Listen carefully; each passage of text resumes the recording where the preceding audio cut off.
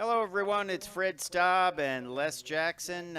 Welcome to another edition of Cruise Control. We've got a full roster of stories, Les. We've got one vehicle designer saying it's time for cars to look a lot friendlier. I agree. Okay, moving on to our Whatever he next means, story. I agree. I agree. And also, Hyundai prices out the Electric Ioniq 6, which I've driven, and boy, I like it. You know, they say that's a lot cheaper than the Model 3 and a lot better. It's a lot better. Yeah, well, I think it doesn't fall apart. That's one of the reasons it's better. Yeah. But anyway. Anyway, and then we're also going to talk about Continental saying you can make tires from plastic. So that's pretty cool, right? As long as they stay together. Yeah. Yeah. But, things are just changing every day. It really is an exciting time in the industry. It certainly is exciting for Ford, too, because the F-150 Lightning assembly line is still down due to the battery problem, so we'll talk about that, right? But, of course, things are getting better for the consumers, slowly but surely. So this is good. And then I'll have a at-the-wheel review of the Buick Envision Avenir. Avenir, of course, is their high-end trim level. So we'll talk about that and more when we come back on Cruise Control.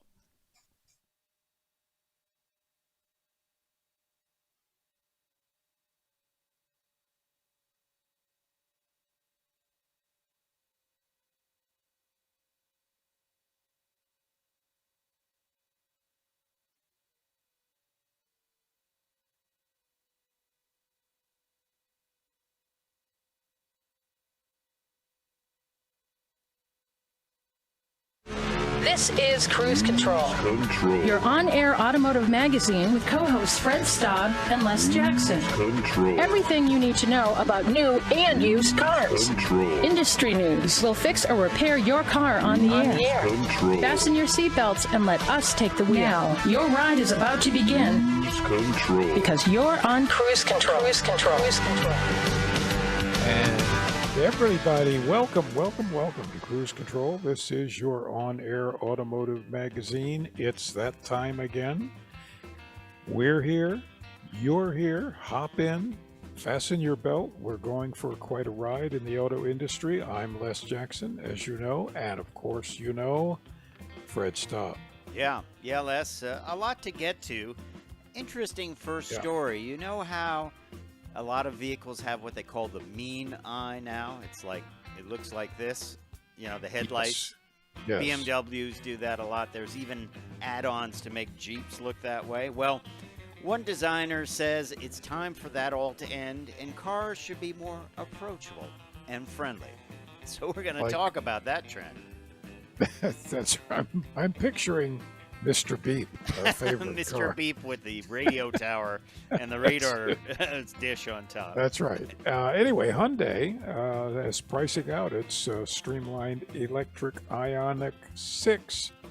And over at Tesla, there's plenty of worries to go around. Well, it's cheaper than the Model 3, and I think it looks a lot better. So I do too. We'll talk about that. Much better. And some of the prices are not bad on it too. So we'll have that information for you. Plus, Continental Tire says they might start making tires out of recycled plastic. And we'll talk about that. There's a lot of concern about tires, actually, because of the little particles that come off of them, right? Yeah, that's right. It's a pollution source. Yeah. And, of course, we don't have good news for you here. The F-150 Lightning assembly line is still shut down. We'll tell you everything we know. Yeah, if you're waiting on one, keep waiting. You'll be, yes.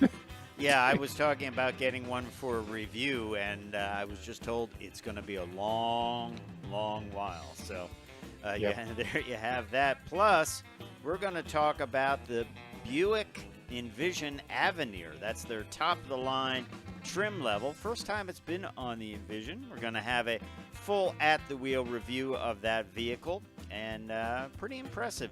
The interior on there, luxury car levels at less than a luxury car price. We'll tell you all about it. Didn't Buick have a Fifth Avenue model way back? Oh, yeah. They used to have a Fifth Avenue model way back when. They may even bring back the Electra name because I like that name. with an electric vehicle, you've already got it, right? I mean, you don't have to invent it. You've got it. You're right. Yeah, so that might be coming up from the folks at Buick. Hey, don't forget to stick around because we got a lot more coming up on Cruise Control. You are on Air Automotive Magazine. You can check us out at our Facebook page, YouTube page, or on our website, cruisecontrolradio.com. I'm Fred Staab. He is none other than Les Jackson. We are just getting started, so as Les instructed, buckle up your 5-point harness because we will be back with plenty of automotive information. Stay tuned.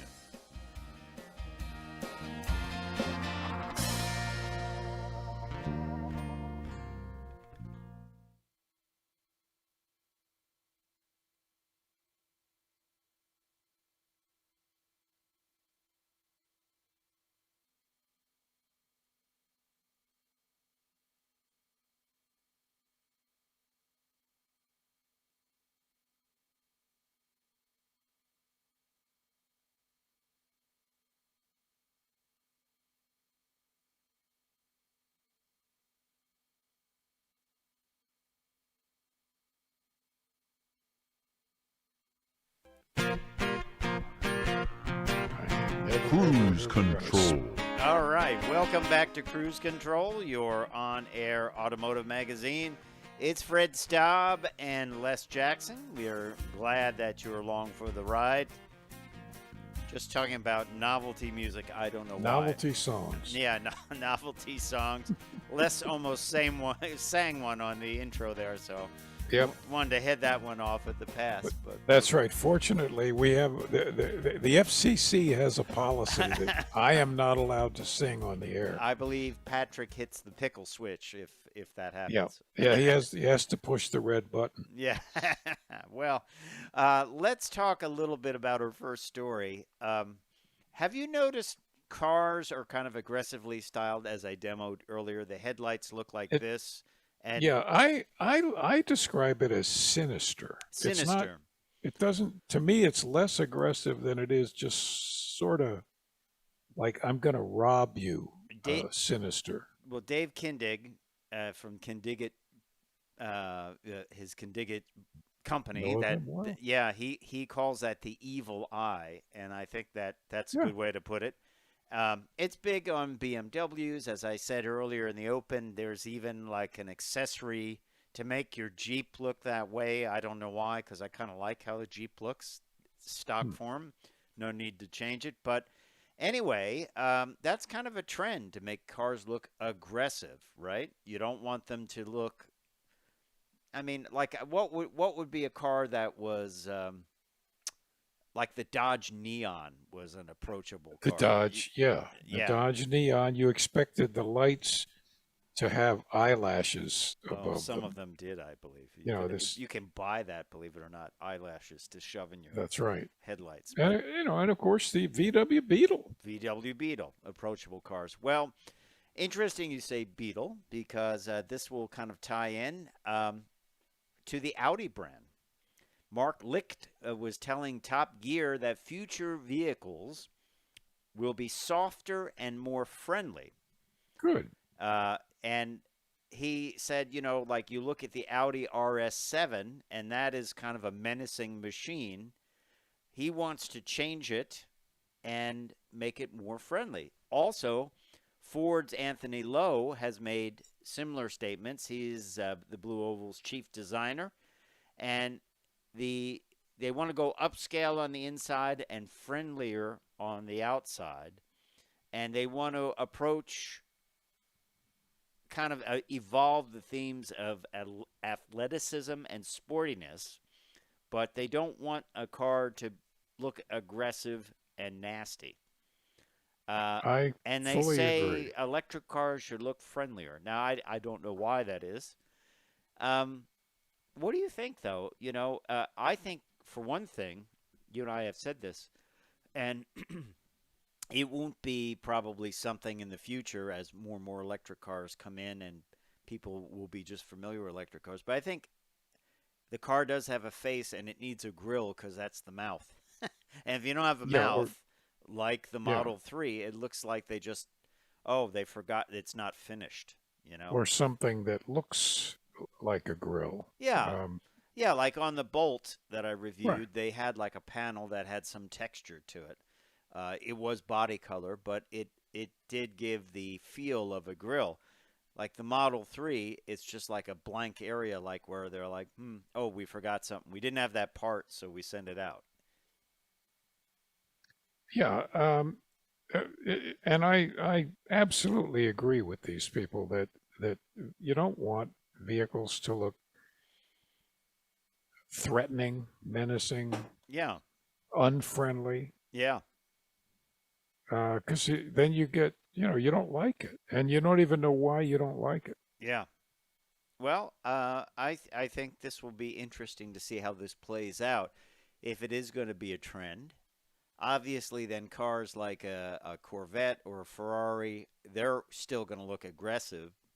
So Sure. that might even accentuate that because those will be very aggressive. But I find it strange too that compact cars have that look, and it's just it's like someone squinting their eyes and like looking very Yeah. sternly at you. That's the way most of them are.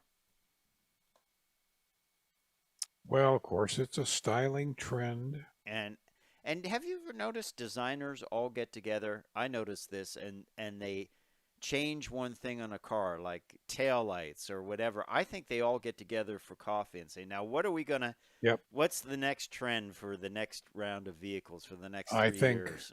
I do.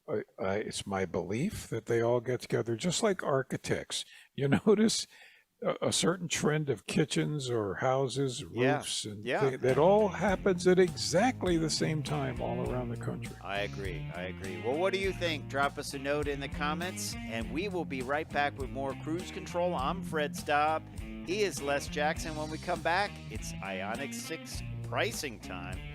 And the folks at Tesla may be a little bit worried. Good prices. We'll be right back.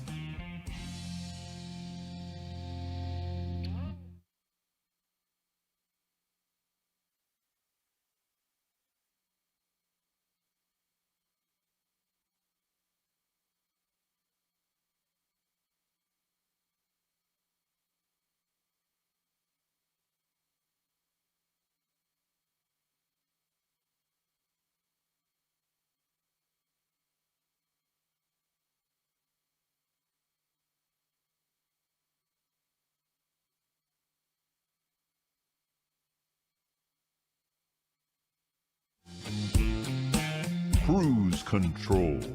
Hey, welcome back to Cruise Control. We get to talk now about electric vehicles. There isn't going to be a show in the future when Right? we don't talk about electric vehicles in some way, That's true.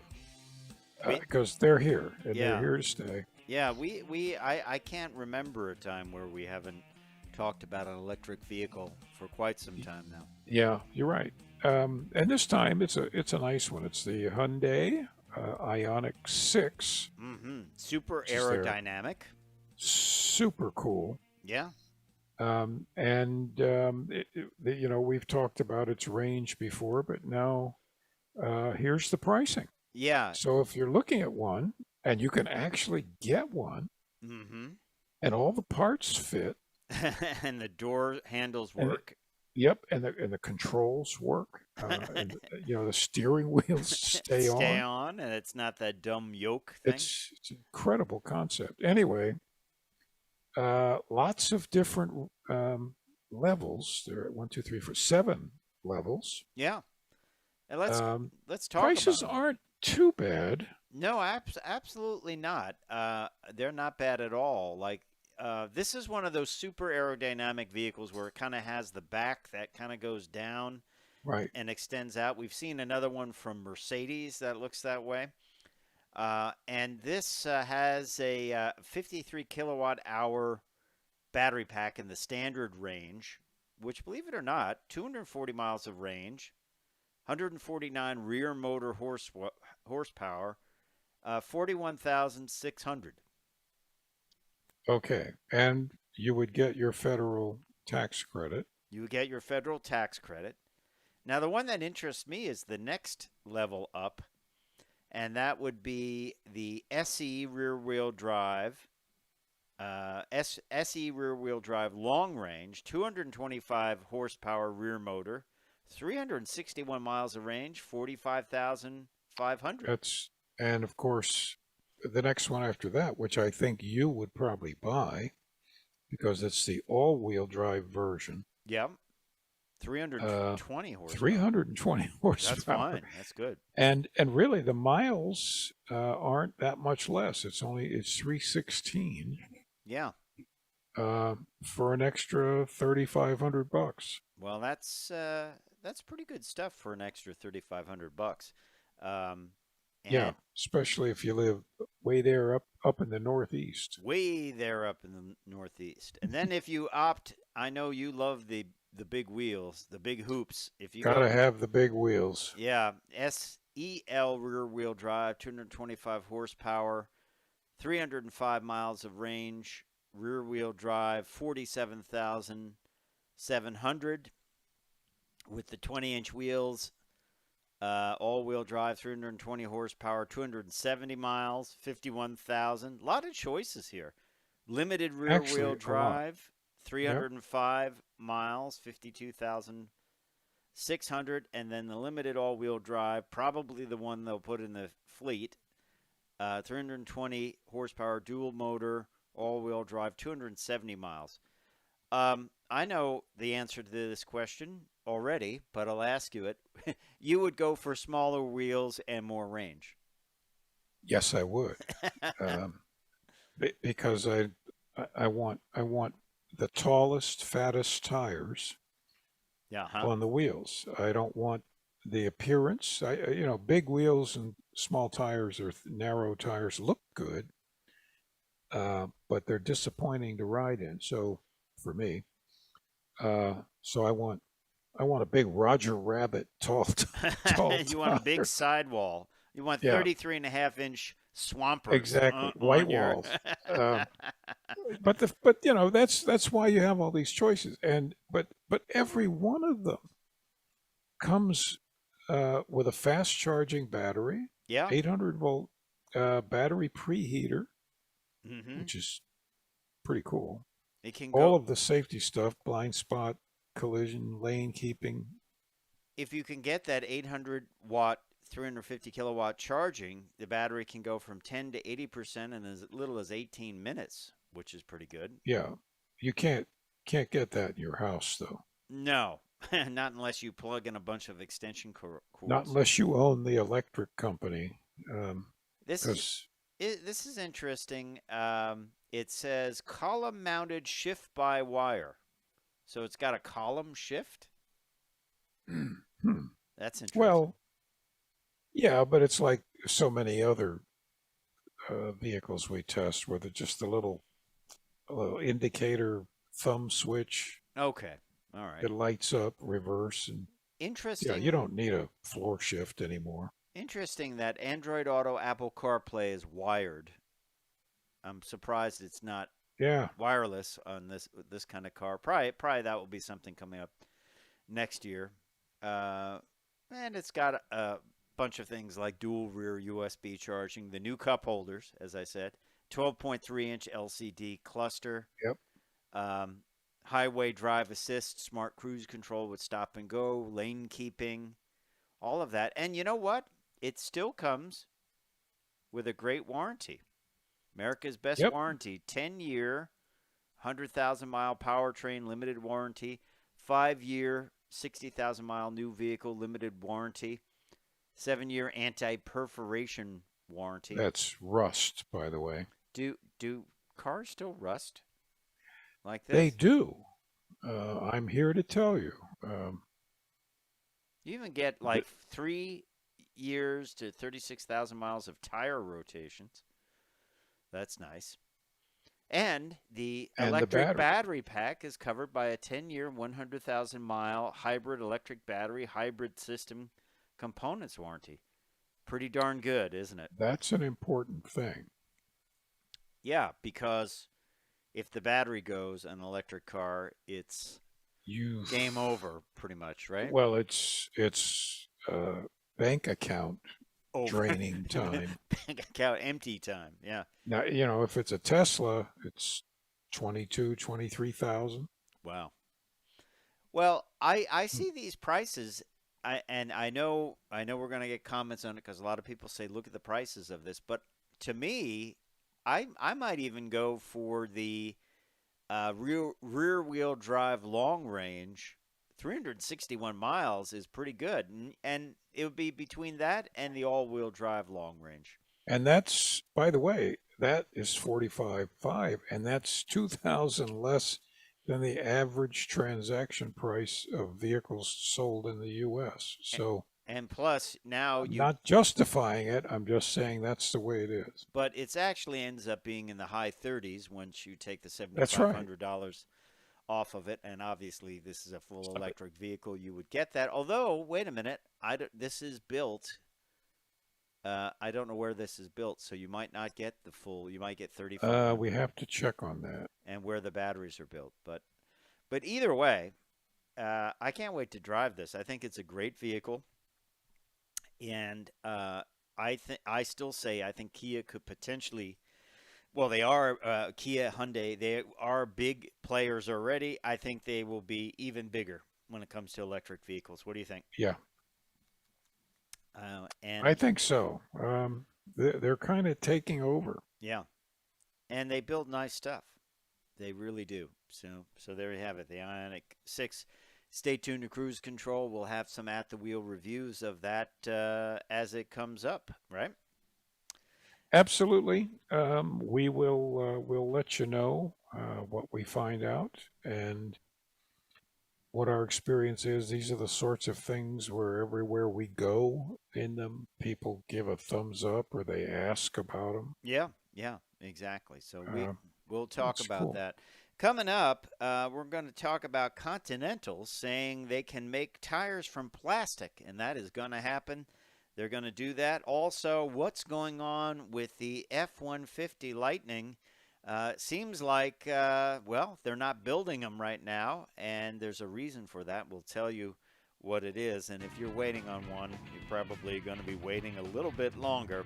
Plus, I'll have a little bit later on an at-the-wheel review of the Buick Avenir, the Envision Avenir edition. First time that trim level has been on that vehicle. So stay tuned to Cruise Control, your on-air automotive magazine. I'm Fred Staab. He is Les Jackson. We will be right back. We're just getting started, so stick around.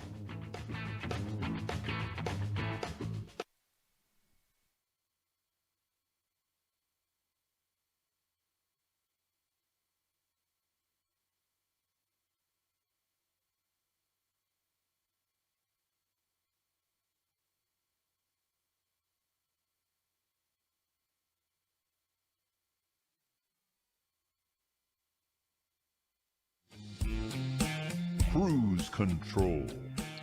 Welcome back to Cruise Control. Guess what, Fred? Oh, I don't know. What?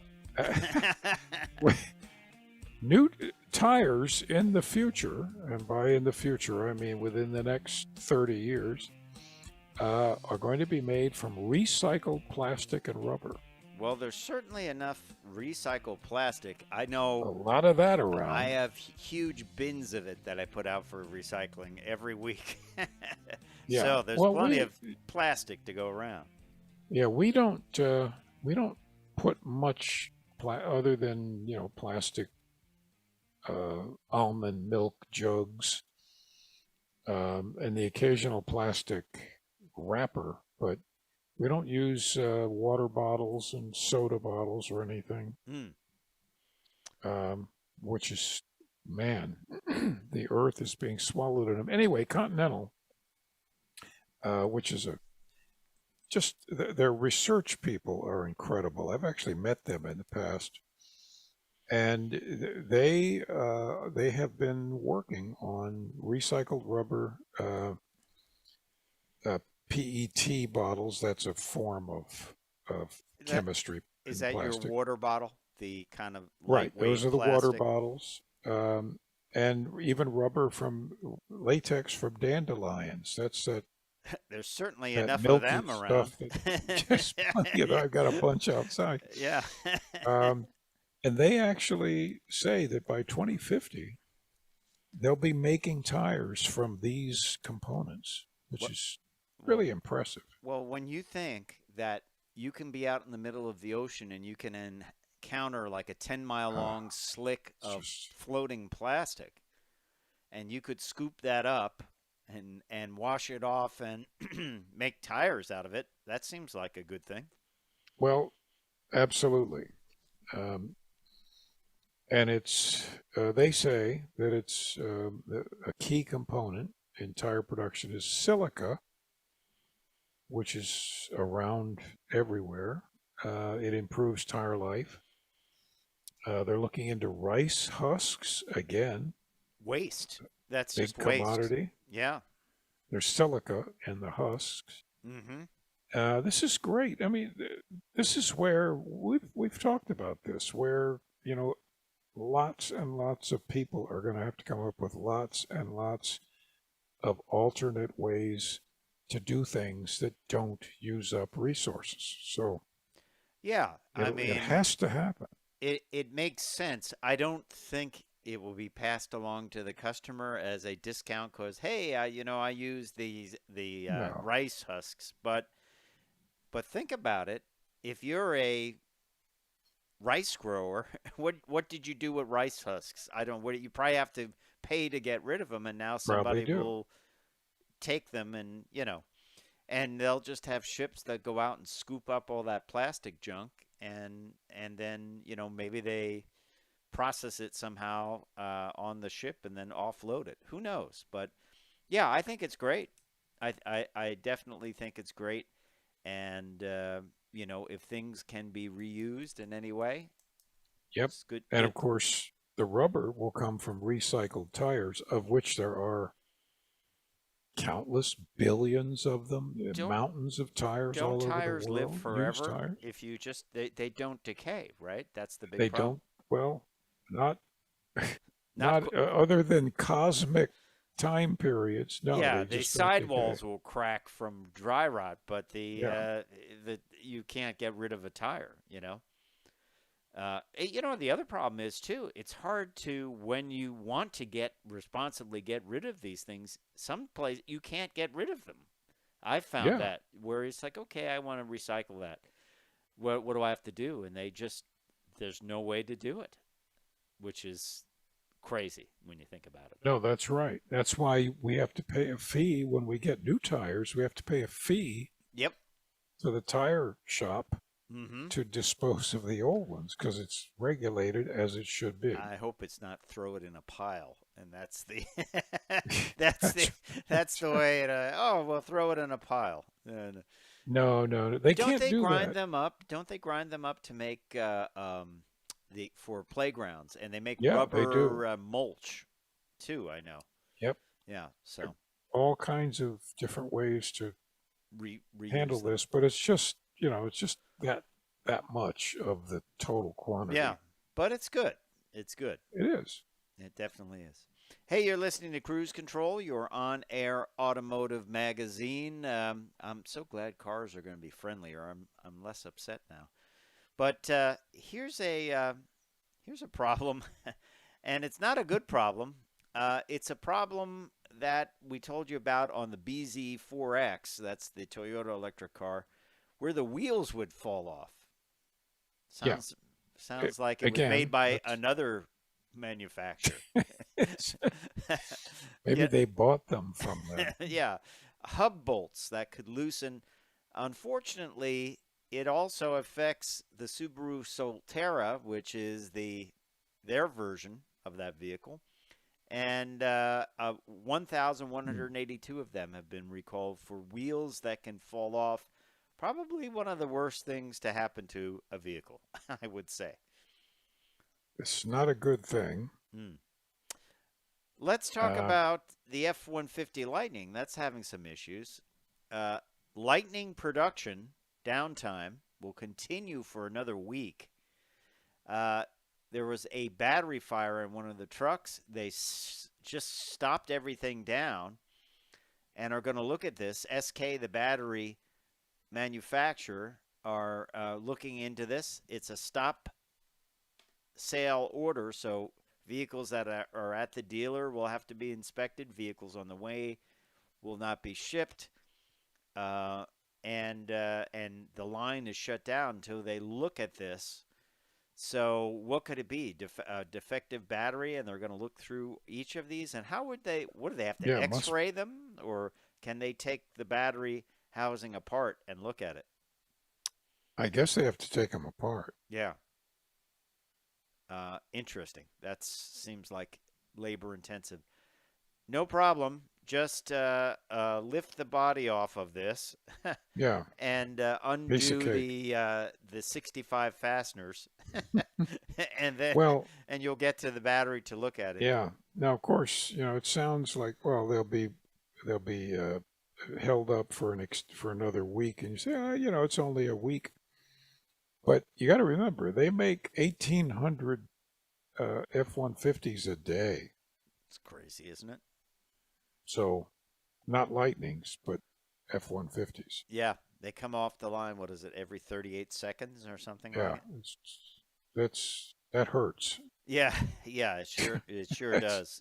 I'm glad it's not my job that's on the line. And think about it. People have been waiting for Lightnings and other vehicles for quite some time now. So it's just started. It's starting to get better. Matter of fact, next hour we're going to do a story where one CEO says, hey, it's going to get better to the point where we will be able to discount MSRPs. So that will be interesting. And there will be back to the old days incentives. Yeah. What can I do to put you into this car? So we'll be telling you about that in coming up in the next hour. But you're listening to Cruise Control. You're on Air Automotive Magazine. I'm Fred Staab. He is Les Jackson. Coming up, I'm going to look at this Envision Avenir, which is a small crossover, of course, by Buick. And it is the Avenir trim, very fancy stitching on the seats, wood trim on the doors, very high end. Of course, this vehicle, many people don't know it, but it is made in China for the Chinese market and then brought over here. It's one of the few vehicles, I believe, made completely in China and then it's shipped a GM plant that was built in China. Yeah. It is a popular model in the Buick lineup, and this one had all kinds of luxury, like the heated rear seats, the stitching, and modern vehicle. We'll talk about it when we come back and give you a full at-the-wheel review, so that will be fun. Good little crossover. Do you, let me ask you, because you're the arbiter of good taste. Really? Well, you are now. Okay. Do you prefer the diamond stitching in a lot of auto seat upholstery? I do. It reminds me of old airplane insulation. Interesting. I like it. I don't dislike it. I just would rather not have it. But I was just checking. I kind of like it. I think it looks cool. Especially if it has a contrasting color to the outside, with two-tone leather. I like contrasting thread in the stitching. Yeah. Oh, that equals sporty. When active lifestyle thread stitching. Yeah. Yeah.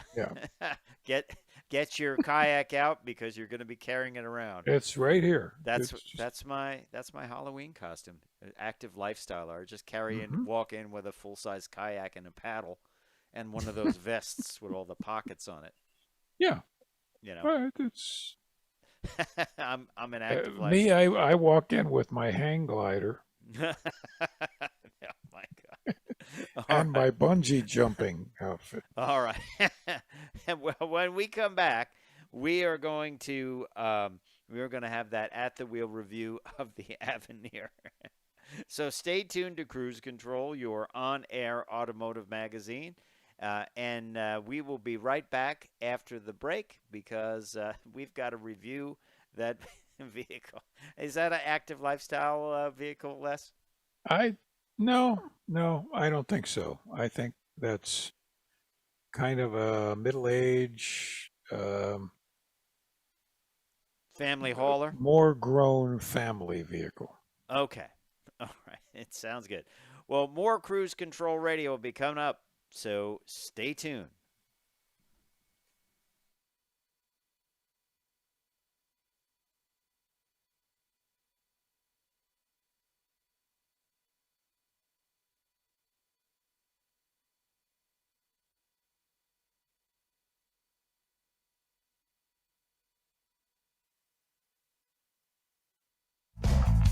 Cruise Control.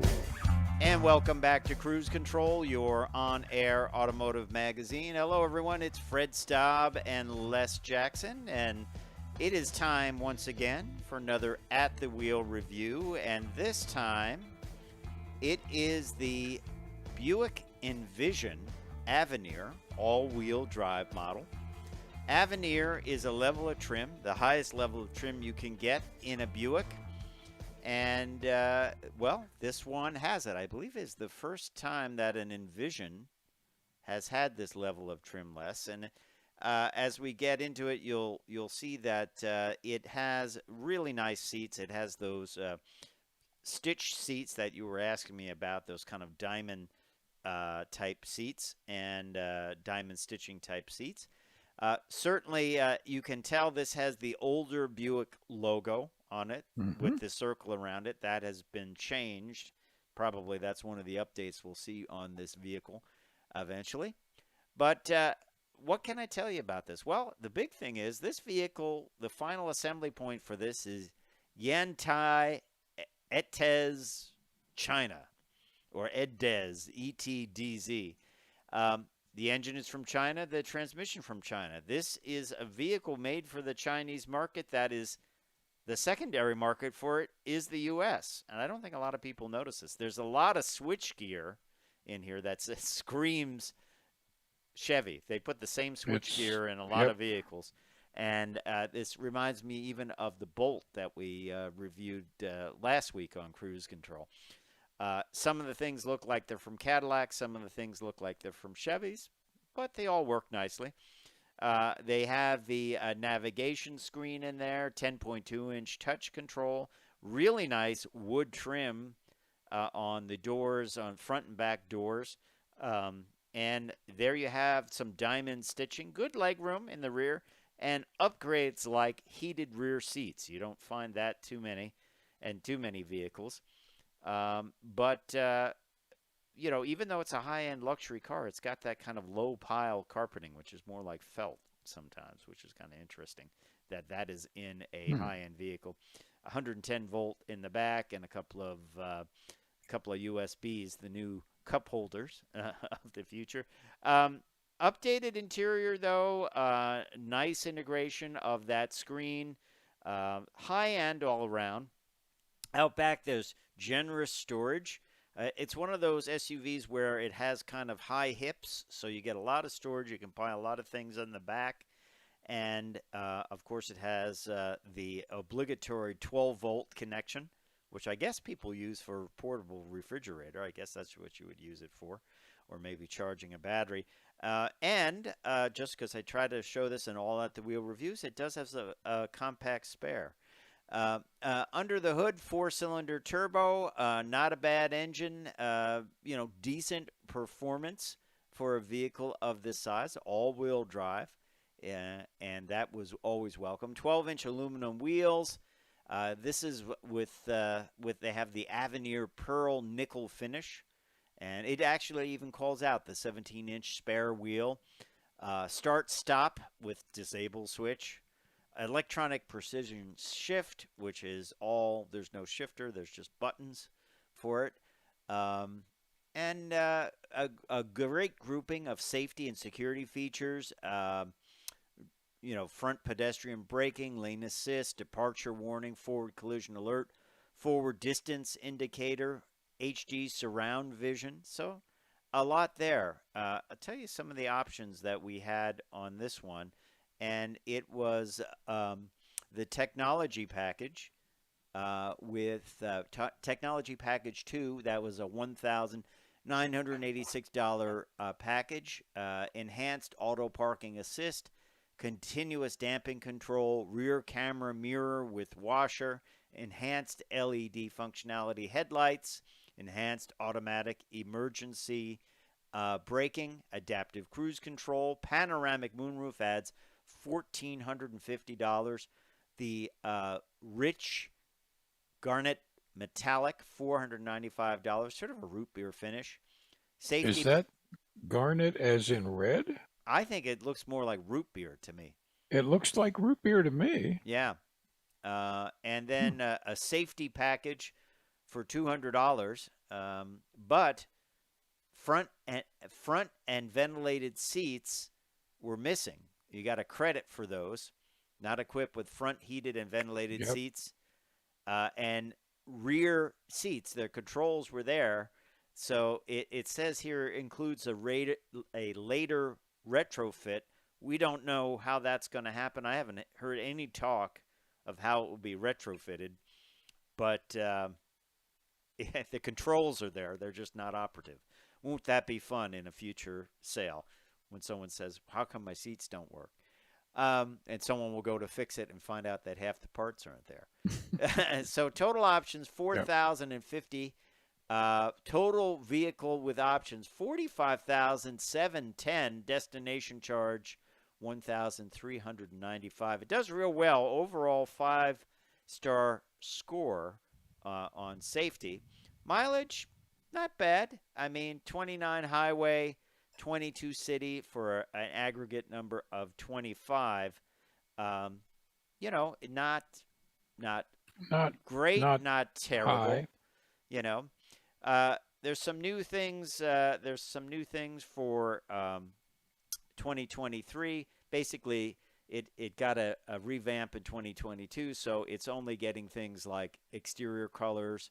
They're bringing in a white frost tri-coat and a moonstone gray metallic. It comes in 3 different trim levels, by the way: Preferred, Essence, and Avenir. All of them have available all-wheel drive. And then you can also get a Sport Touring Edition on the Preferred and the Essence. LED headlamps and LED tail lamps are now standard. Obviously, you want to do that to get a good safety rating. That's the key to getting a good safety rating these days. And infotainment. The infotainment, I think GM does infotainment very well. And it has built-in Wi-Fi built-in Wi-Fi hotspot, Amazon Alexa built-in, wireless Apple CarPlay and Android Auto compatibility. Wireless is the way to go because you can get, I think the thing that causes more problems than anything with this is the wire.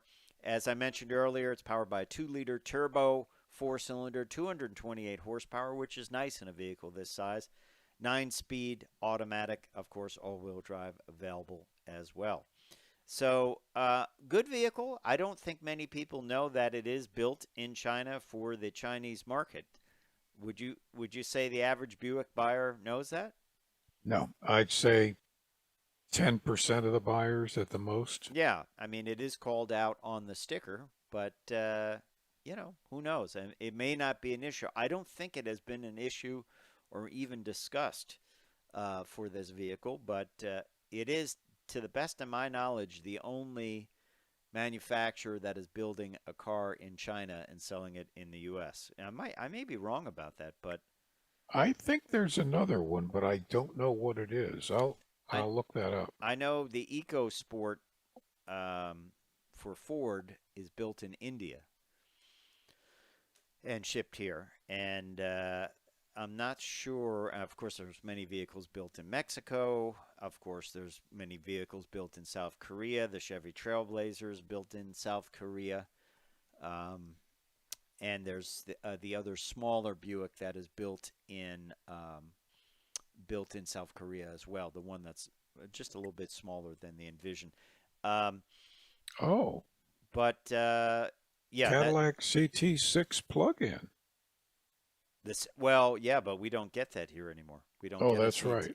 How about the S90 Volvo? That's and a good question. S60. I think they are built there, and they're also built in Sweden as well. So, but anyway, that is an At the Wheel review of the Envision Avenir. We hope you've enjoyed that. Time for me to say I'm Fred Staab. I'm Les Jackson. We are going to see you down the road. Bye.